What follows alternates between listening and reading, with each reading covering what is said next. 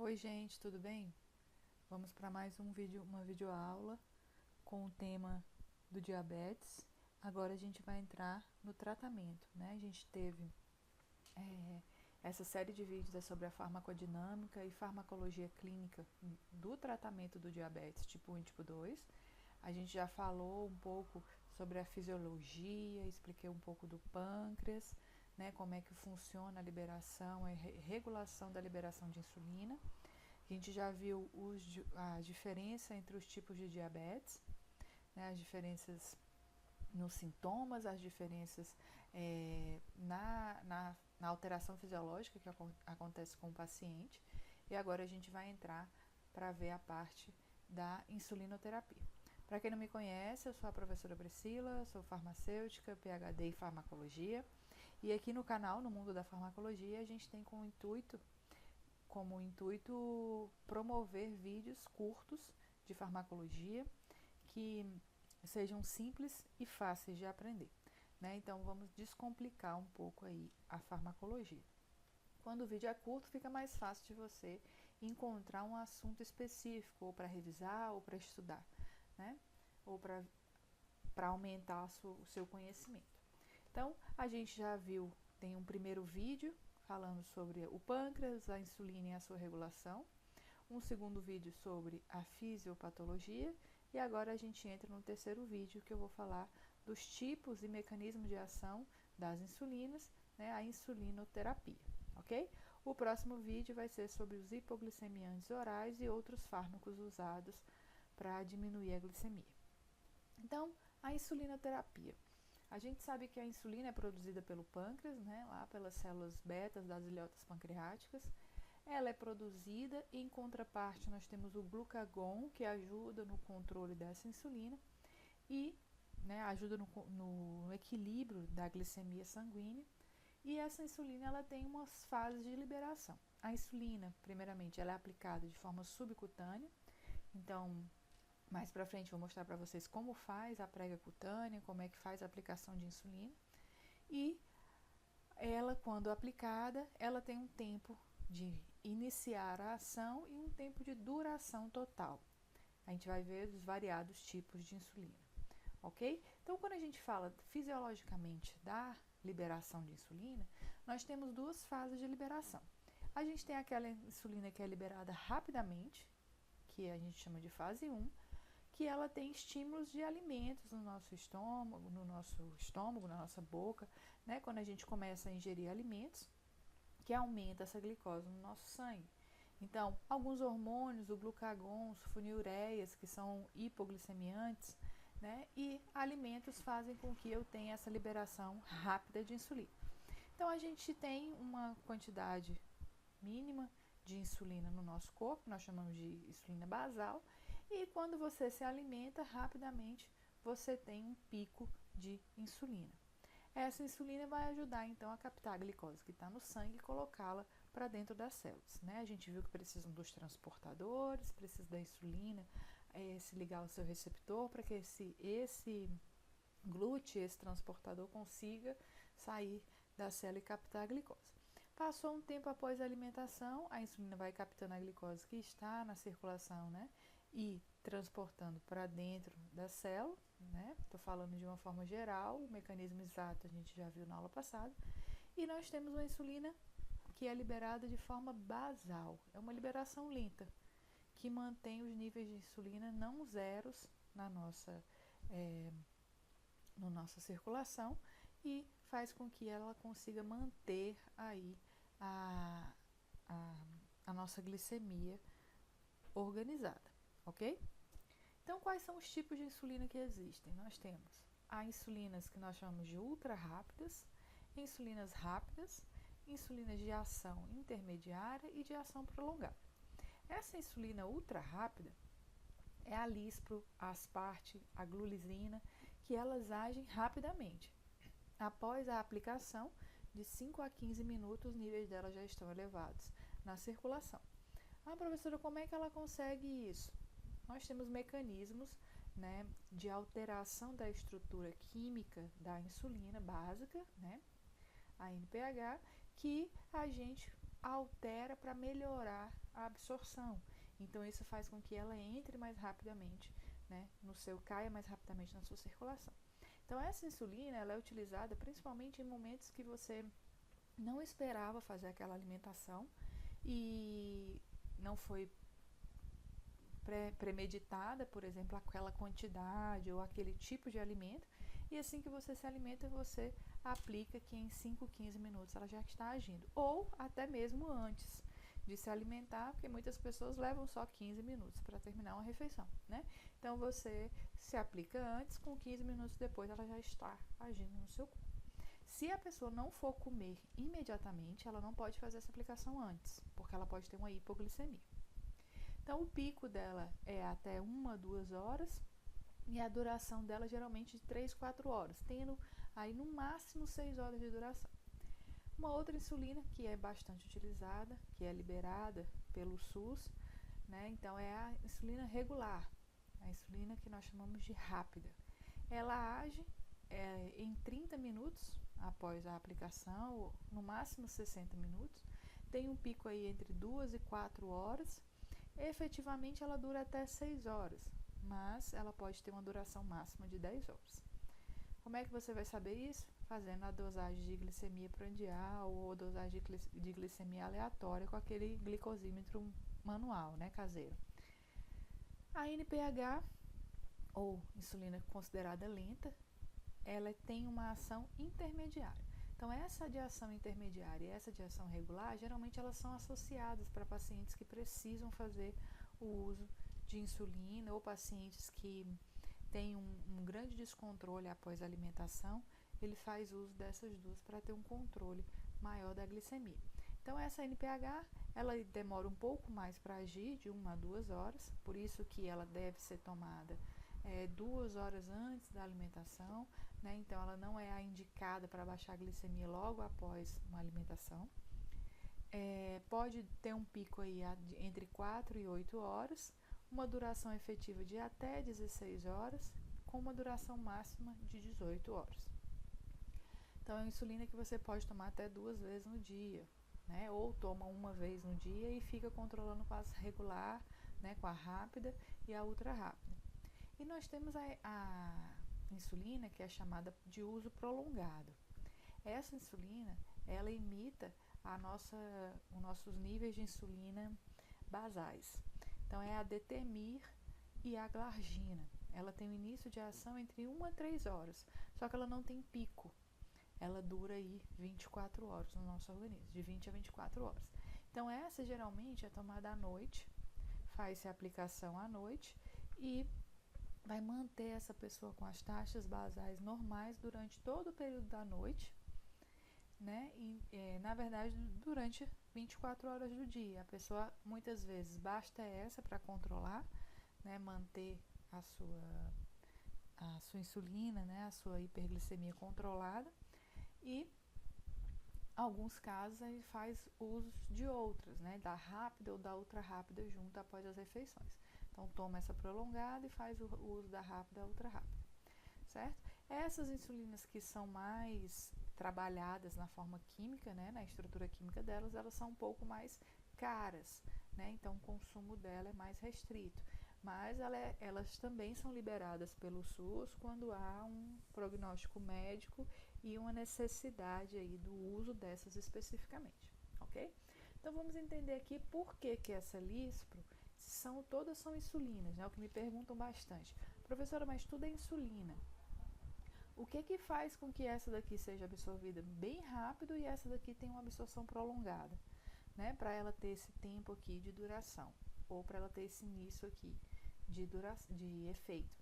O que faz é a alteração na estrutura química, né? Então, nós temos aqui a molécula da insulina. Quando nós adicionamos um ácido aspartico, né, ela tem uma absorção melhor. Então, ele faz com que ela tenha uma alteração no ponto isoelétrico da insulina, fazendo com que ela seja rapidamente absorvida, ok? Então, ela geralmente é usada para reposição prandial, né, logo após a alimentação, mais fisiológica do hormônio. Então, logo após a alimentação, geralmente aquele pico que a gente tem, ela faz o papel desse pico que nós teríamos fisiologicamente. A administração imediata antes da refeição, então não pode tomar se você não for se alimentar, realmente você tem que administrar e logo se alimentar, porque senão pode ter hipoglicemia. E a duração de ação dela, como a gente viu, de 3 a 5 horas. Né? Então, tem que ter cuidado para não ter uma hipoglicemia pós-prandial.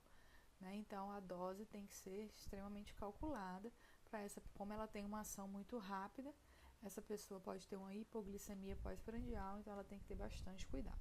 Realmente são para aquelas pessoas que têm um descontrole da glicemia logo após as alimentações, certo? Então a gente tem aí a insulina regular, que ela é uma insulina zínsica, cristalina e solúvel, né? Essa tem uma ação rápida, meia hora ela já começa o seu efeito. Então você pode aí, eu vou almoçar daqui meio-dia, 11h30 da manhã você faz a aplicação e quando for meio-dia ela já começa a ser liberada e você almoça, né? Ou você já almoça 10 minutos depois, né? E ela já vai fazer o efeito. Então o pico é de 2 a 3 horas. Como esse pico demora até 2 horas, você pode levar aí até 1 hora para se alimentar, porque ela ainda vai começar o efeito, mas ainda não teve o pico. Então, a duração máxima dela são de 8 horas de ação e é o único tipo que pode ser administrada de forma intravenosa. As outras são todas subcutâneas, né? O uso dela pode causar acetoacidose diabética. Pode causar não, desculpa, o uso dela é para ser utilizado quando se tem cetoacidose diabética, né? Que é a produção de corpos cetônicos lá que a gente explicou no vídeo passado, ok? Então, ela é utilizada principalmente para evitar a cetoacidose diabética. A insulina intermediária, aquela NPH, ela tem uma ação de 2 a 5 horas com efeito máximo aí até 12, 14 horas. Ela é misturada com a insulina de ação rápida, então você pode misturar a NPH com a regular, certo? De ação rápida. Então você mistura uma regular com uma de ação intermediária e administra as duas juntas, certo? Isso também faz com que você tenha um controle maior dessa glicemia. Uma delas vai ter o pico, né, logo após 2 horas, e a outra só vai ter pico lá para as 4 horas, 4, 5 horas depois da administração, ok? Então, você tem um pico rapidamente, com 2 horas, e com 4 horas você vai ter outro pico. Para muitas pessoas, uma dose dessa mistura de manhã e uma dose dessa à noite controla bem a glicemia. E aí nós temos o outro tipo, que tem a ação exatamente contrária da insulina ultra rápida, né? Que é a de efeito prolongado. Glargina, Detemir, Alispro, que ela tem uma absorção extremamente lenta. Então, essas insulinas, elas têm umas moléculas que vão impedir, elas se cristalizam depois que você administra, ocorre uma cristalização dela na sua camada da pele, né, da derme. Então, ela é na submucosa, ela vai ter uma cristalização e a absorção dela é lenta, né? Então, essa absorção vai ser bastante lenta, vai ser absorvida ao decorrer das 24 horas. Né? Então, ela faz com que a gente tenha uma molécula que faz com que a insulina precipite, né, nesse tecido subcutâneo e ela seja lentamente absorvida. Então, como é que ela funciona? Você aplica subcutânea, a única que pode ser intravenosa é a NPH. Então, aplicação subcutânea. Quando ela se encontra com a diferença de pH, né, dela, que é 4, com pH da pele, que é 7,4, ela ocorre uma microprecipitação. Essa microprecipitação forma um aglomerado que vão se destacando, né, esses monômeros, esses glóbulos precipitados, eles vão se destacando e lentamente sendo absorvidos. E isso aí, ela consegue fazer essa absorção durante 24 horas. Então, ela age de 20 a 24 horas, pelo mecanismo de precipitação após a aplicação. A outra, ultra rápida, ela tem uma molécula de aspartato que faz, de ácido aspartico, que faz com que ela seja absorvida rapidamente. Então, ela não pode precipitar, ela tem que ser absorvida rapidamente. Então, rapidamente ela chega na circulação sanguínea, ok? E essa, né, a Lantus, a Adetemir, a Glargina, né, que é a Lantus, elas formam esse microprecipitado com várias microprecipitações que vão se destacando desse polímero que é formado e ela vai sendo absorvida lentamente. Esses cristais vão chegando na circulação e sendo absorvidos, ok? Então, a diferença da Lantus, que é a de ação lenta, com a NPH, né, que é aquela de ação intermediária. Quando você toma a Lantus, né, de ação lenta, que é aquela que precipita, ela não tem pico de absorção, né? Então ela mantém os níveis basais da insulina. Para aquelas pessoas que precisam de um pico após a alimentação, por exemplo, ela já não funciona tão bem. A NPH, ela tem um pico, não é um pico tão elevado como a da regular ou da ultra rápida, mas ela forma um pico após um estímulo. E o tempo de ação delas é parecido, leva até 20 horas, com a diferença que a Glargina, a Lantus, a Detemir, ela não forma um pico, ok? A chance da pessoa apresentar uma hipoglicemia com o uso da Glargina, com o uso da insulina lenta, é muito baixo, ok? Pode acontecer? Pode. Se essa pessoa não se alimentar de forma alguma e ela ainda tiver alguma produção de insulina no seu corpo, mas a chance de ter hipoglicemia com as outras insulinas é bem maior, ok? Então, hoje em dia, existe a insulina inalada, a Exubera. É uma insulina humana, feita com DNA recombinante. A inalação dela é oral, como se faz com aquelas bombinhas para broncodilatação. E ela é absorvida no pulmão. Então, você faz a inalação pela boca e ela é absorvida no pulmão, né? Você respira de forma oral e a absorção é pulmonar. É uma insulina de ação rápida, a gente sabe que o pulmão, tudo que chega ali rapidamente é absorvido, né? Se ele consegue ultrapassar as barreiras dos alvéolos, ele é absorvido rapidamente. Ela foi feita para isso. Então, ela tem uma ação extremamente rápida. Início de ação em 10 minutos e duração de até 6 horas. Ela ainda é mais lenta que a ultra rápida, mas ela está entre as duas, né? Entre a ultra rápida e entre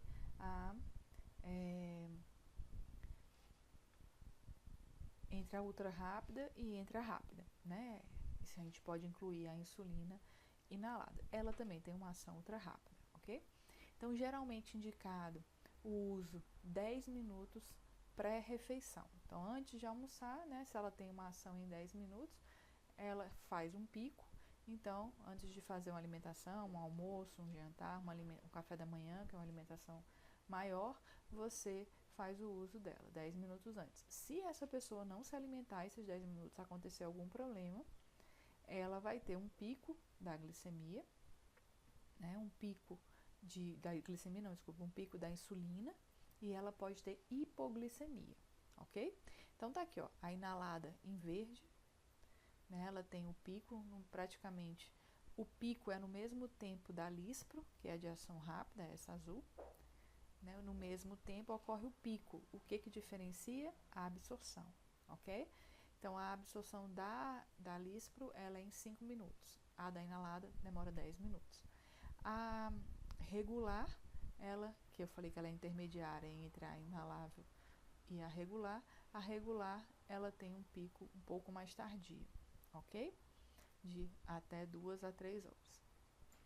E a ação delas vai, a inalável, ela demora um pouco mais, assim como a regular, para sair do organismo, enquanto a Lispro sai mais rapidamente do nosso organismo.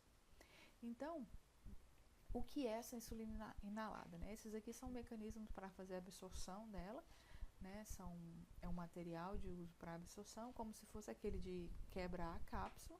Você consegue fazer a contagem de quantas unidades de glicemia você vai tomar e faz a aspiração. Então, ela é um pó de insulina humana de DNA recombinante, comercializada para uso pré-prandial. Então, é a insulina de ação rápida, aprovada em 2006 pela FDA e, em seguida, disponibilizada no mercado. Em 2007, em outubro de 2007, a única preparação da insulina inalável era a Exubera. Então, ela é a registrada, né? A marca registrada, que se tinha no mercado nacional e foi retirada. E ela foi retirada logo depois de 2007 e retornou somente em 2019 com as alterações. Então, ela traz segurança pulmonar, né, que não foi aprovada para o uso em crianças, adultos que tenham asma, porque eles podem ter uma dificuldade aí de absorção, a mesma coisa para quem tem bronquite, efizema, ou aqueles que abandonaram o fumo há menos de 6 meses. Por que não é seguro para essas pessoas? Porque essas pessoas podem ter algum comprometimento pulmonar que vai fazer com que você comprometa a absorção. Ela pode ser mais absorvida ou menos absorvida. E ainda pode ser um irritante para a mucosa, ok? Então, os estudos mostraram que menos de 30% atingiu um nível alto de glicemia depois de 6 meses de tratamento. Então, ela faz um controle dessa glicemia. O uso dela é pós-prandial e as pessoas que fizeram parte do estudo para a insulina ser lançada, nesse estudo mostraram que menos de 30% dessas pessoas tiveram uma hiperglicemia após 6 meses de tratamento com a insulina pós-prandial. Só a pós-prandial resolve, professor? Depende. Se for uma pessoa que é diabética ou ela tem hiperglicemia, somente após a alimentação ela tem picos de glicemia que demoram, pico de hiperglicemia que demoram a voltar ao normal, para essa pessoa resolve. Para aquela pessoa que tem problema com a produção de insulina, diabetes tipo 1, que ele já não produz insulina, só ela não vai resolver, ele precisa tomar a que faz o controle de 24 horas também, ou de acordo com a necessidade para o médico, que o médico achar, ok? Agora a gente tem outro sistema de administração de insulina. Muitas pessoas, às vezes crianças, idosos, não conseguem fazer o cálculo de quantas unidades de insulina precisa ser tomado, não sabem manipular a injeção, as seringas, né, a caneta de aplicação, e a melhor forma é fazer um sistema de infusão, que você vai aplicar esse sistema em você usa sempre com você a caixinha do sistema de infusão, e aqui dentro tem a insulina e você tem como calcular a quantidade de doses que você precisa utilizar da insulina para ela ser aplicada. Então, você tem como ver a glicemia, a hiperglicemia passou de 200, eu vou tomar só 10 unidades. Passou de 300, eu tenho que tomar 20 ou 30 unidades. Aí depende, né? Isso tudo quem calcula é o médico, depende do paciente, do que ele produz de insulina, né? Mas é uma forma de ajudar bastante crianças e idosos que não conseguem fazer esse controle da glicemia e principalmente não sabem aplicar sozinhos muitas vezes a insulina, né? Então, através de um conjunto de infusão, a insulina de ação ultra rápida, asparte, para atender a necessidade basal de insulina do organismo. Então, ela pode aplicar a ultra rápida, né, que vai ser aplicada sempre após as refeições, e existe sistema de infusão para insulinas normais também, certo? Para pessoas que não produzem insulina, de diabéticos tipo 1. Então, aqui eu mostrei 3 exemplos de forma, né, de terapia que repõe a insulina prandial e basal. Prandial após a alimentação, basal que mantém aqueles níveis sem pico, né? Então, a pessoa pode tomar de manhã a insulina regular, né? Ela toma pela manhã e toma junto com a regular a NPH, toma aquela mistura que eu falei para vocês que a gente pode misturar, né? Sempre a regular tem que ficar na parte superior da seringa, porque ela tem que ser injetada primeiro. Então, você vai ter o pico aqui no seu café da manhã e vai manter o pico por mais tempo, porque a NPH mantém um pouco mais a duração de ação, né? E aí, depois, na hora do almoço, você toma uma regular pós-prandial ou 30 minutos antes de se alimentar e à noite, antes do jantar, novamente.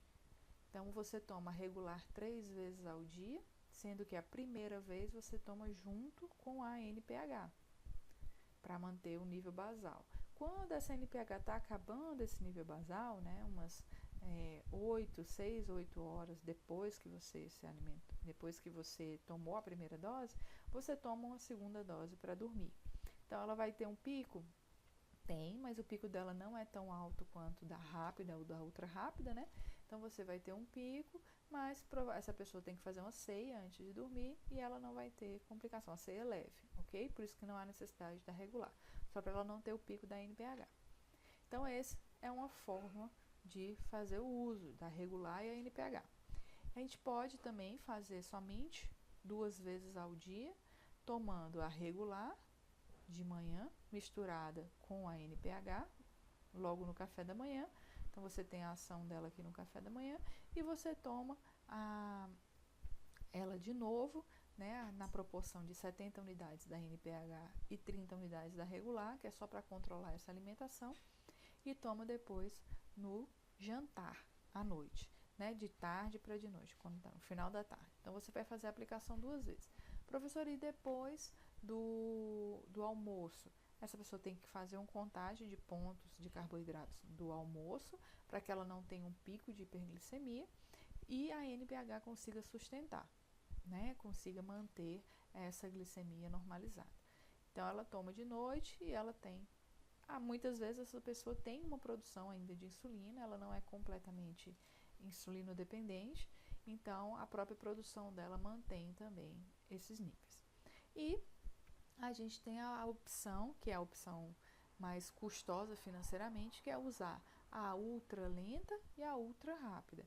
Você usa a ultra rápida sempre quando você vai se alimentar, ela tem ação em 5 minutos, então se alimentou, você toma logo, ou terminou de se alimentar, faz a aplicação, e quando no café da manhã, no almoço e no jantar, e depois você faz uma aplicação da ultra lenta, que vai manter aí durante 24 horas a sua glicemia basal. Então, esse é um tratamento bom, porque você sabe que tem a basal ali no seu organismo e você tem a lispro sempre que necessário. Então, quando você faz, eu não vou tomar café da manhã hoje, vou ficar em jejum, beleza. Você tem que ter cuidado só para não ter hipoglicemia, mas a sua basal está mantida, né? E aí você, na hora do almoço, você toma, se você for fazer outra refeição mais tarde, você toma de novo, para controlar os picos após as alimentações, ok?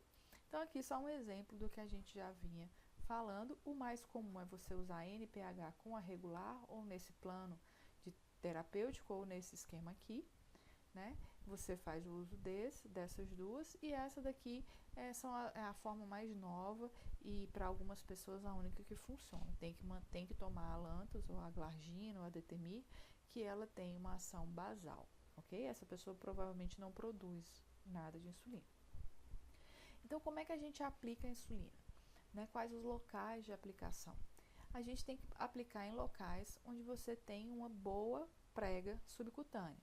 Então, no abdômen, revezando os locais de ação, nos braços, a parte de trás dos braços principalmente, ou nas nádegas, né? Nas nádegas ou nas coxas. O que a pessoa tem que fazer? Ela tem que fazer uma prega, então ela tem que segurar a pele e puxar, mantendo aí uma preguinha aqui de uns 4, 5 centímetros, né? Então, você tem que ter essa prega. A aplicação ela é feita no ângulo de 45 graus ou de 90 graus, tá? Para que essa aplicação com a prega seja uma aplicação subcutânea. A agulha dessas canetas ou dessas seringas, elas são curtas, certo? Nós temos até 3 tipos de tamanho de agulha, dependendo da quantidade de subcutânea que essa pessoa tem, né, para que ela possa fazer a aplicação. Então, a aplicação sempre a 45 graus ou 90 graus com a prega cutânea, ok?